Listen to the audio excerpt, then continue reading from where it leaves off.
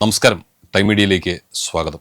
കേരളത്തിലെ ലക്ഷക്കണക്കിന് വരുന്ന ക്ഷേമ പെൻഷൻ ഗുണഭോക്താക്കൾക്ക് ഏറ്റവും സന്തോഷം നൽകുന്ന ഒരു വാർത്തയുമായാണ് ഇന്ന് വന്നിരിക്കുന്നത്. സംസ്ഥാനത്ത് ജൂലൈ മാസത്തെ ക്ഷേമ പെൻഷൻ വിതരണം ഔദ്യോഗികമായി ആരംഭിക്കുകയാണ്.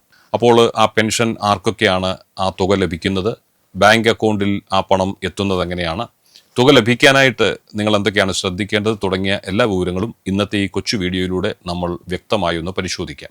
അതുകൊണ്ട് തന്നെ വീഡിയോ പൂർണ്ണമായും കാണുക. സംസ്ഥാനത്ത് ജൂലൈ മാസത്തെ സാമൂഹ്യ സുരക്ഷാ പെൻഷനും വിവിധ ക്ഷേമനിധി ബോർഡ് പെൻഷനുകളും വെള്ളിയാഴ്ച, അതായത് ഇന്ന് 2026 ജൂലൈ 24 മുതൽ വിതരണം ചെയ്തു തുടങ്ങുമെന്നാണ് സർക്കാർ വൃത്തങ്ങളിൽ നിന്ന് അറിയിപ്പ് കിട്ടിയിരിക്കുന്നത്. ഇതിനായി 1095 കോടി രൂപയാണ് ധനവകുപ്പ് അനുവദിച്ചിരിക്കുന്നത്. ആകെ 51 ലക്ഷത്തിലധികം ആളുകൾക്കാണ് സാമൂഹിക സുരക്ഷാ പെൻഷന്റെ പ്രയോജനം ലഭിക്കുന്നത്. ഇതിനു പുറമെ വിവിധ ക്ഷേമനിധി ബോർഡുകൾ വഴിയുള്ള പെൻഷനുകളും ഈ ഘട്ടത്തിൽ വിതരണം ചെയ്യുന്നതായിരിക്കും. അനുവദിച്ച തുക പൂർണ്ണമായും ഓഗസ്റ്റ് 3 വിതരണം ചെയ്ത് തീർക്കാനാണ് സർക്കാർ കർശനമായ നിർദ്ദേശം നൽകിയിരിക്കുന്നത്. പെൻഷൻ തുക ഗുണഭോക്താക്കളുടെ കൈകളിലേക്ക് എത്തുന്ന പ്രധാനപ്പെട്ട 2 വഴികളെക്കുറിച്ച് പറയാം. ഒന്ന് അവരുടെ ബാങ്ക് അക്കൗണ്ട് വഴിയാണ്. അക്കൗണ്ട് നമ്പർ ആധാറുമായി ബന്ധിപ്പിച്ചിട്ടുള്ള ഭൂരിഭാഗം പേർക്കും തുക നേരിട്ട് ബാങ്ക് അക്കൗണ്ടിലേക്ക് ക്രെഡിറ്റ് ചെയ്യപ്പെടുന്നതാണ്. രണ്ടാമതായി വീടുകളിൽ നേരിട്ട് കൊണ്ട് കൊടുക്കുന്ന രീതി, ഡോർ സ്റ്റെപ്പ് ഡെലിവറിയാണ്. ബാങ്കുകളിൽ നേരിട്ട് ചെന്ന് പണം വാങ്ങാൻ ബുദ്ധിമുട്ടുള്ളതോ അതിനായി ഓപ്ഷൻ നൽകിയിട്ടുള്ളതോ ആയ ആളുകൾക്ക് പ്രാഥമിക സഹകരണ സംഘം ജീവനക്കാർ വഴി തുക നേരിട്ട് അവരുടെ വീടുകളിൽ എത്തിച്ചു നൽകും. അവിടെ ശ്രദ്ധിക്കേണ്ടത്, ജീവനക്കാർ വീട്ടിലെത്തുമ്പോൾ നിങ്ങൾ പെൻഷൻ ബുക്കും കൃത്യമായ തിരിച്ചറിയൽ രേഖയും കൈവശം കരുതേണ്ടതാണ്. നിങ്ങളുടെ പെൻഷൻ തുക പാസ്സായിട്ടുണ്ടോ എന്ന് വീട്ടിലിരുന്ന് ഓൺലൈനായി പരിശോധിക്കാൻ സാധിക്കും. ഒന്ന്, സേവന പെൻഷൻ പോർട്ടൽ വഴി ഗുണഭോക്താക്കൾക്ക് സ്റ്റാറ്റസ് പരിശോധിക്കാവുന്നതാണ്. ഇനി പോർട്ടലിൽ പ്രവേശിച്ച് നിങ്ങളുടെ ആധാർ നമ്പറോ പെൻഷൻ ഐഡിയോ നൽകി വിവരങ്ങൾ നിങ്ങൾക്ക് നിഷ്പ്രയാസം കണ്ടെത്താം.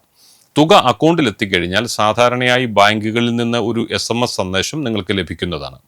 അനാവശ്യമായി ബാങ്കുകളിൽ ചെന്ന് തിരക്ക് കൂട്ടാതെ തുക എത്താൻ വൈകുകയാണെങ്കിൽ 2 പ്രവൃത്തി ദിവസങ്ങൾ കഴിഞ്ഞു മാത്രം ബാങ്ക് ശാഖയുമായി ബന്ധപ്പെടാൻ ശ്രദ്ധിക്കണം. ഇനി നിങ്ങളുടെ പെൻഷൻ മുടങ്ങിപ്പോയാൽ എന്തു ചെയ്യണം? അതൊരു ചോദ്യമാണ്. ചിലപ്പോഴൊക്കെ സാങ്കേതിക കാരണങ്ങളാൽ പെൻഷൻ തുക വൈകുകയോ മുടങ്ങുകയോ ഒക്കെ ചെയ്യാറുണ്ട്. അങ്ങനെയെങ്കിൽ നിങ്ങൾ ചെയ്യേണ്ടത് പറയാം. പെൻഷൻ ലഭിക്കാത്തവർ ഉടൻ തന്നെ നിങ്ങളുടെ പ്രദേശത്തെ വാർഡ് തല ഹെൽപ്പ് ഡെസ്കുമായി തീർച്ചയായും ബന്ധപ്പെടണം. മസ്റ്ററിംഗ് കൃത്യസമയത്ത് പൂർത്തിയാക്കിയിട്ടുണ്ടോ എന്നും ബാങ്ക് വിവരങ്ങളിൽ എന്തെങ്കിലും തെറ്റുകൾ വന്നിട്ടുണ്ടോ എന്നും അക്ഷയ കേന്ദ്രങ്ങൾ മുഖേന നിങ്ങൾക്ക് പരിശോധിക്കാവുന്നതാണ്. സർക്കാർ ഡേറ്റാബേസിൽ നിങ്ങളുടെ അർഹത സജീവമാണോ എന്ന് ഉദ്യോഗസ്ഥർക്ക് പരിശോധിച്ച ശേഷം തടസ്സങ്ങൾ വേഗത്തിൽ പരിഹരിച്ചു തരാൻ കഴിയും.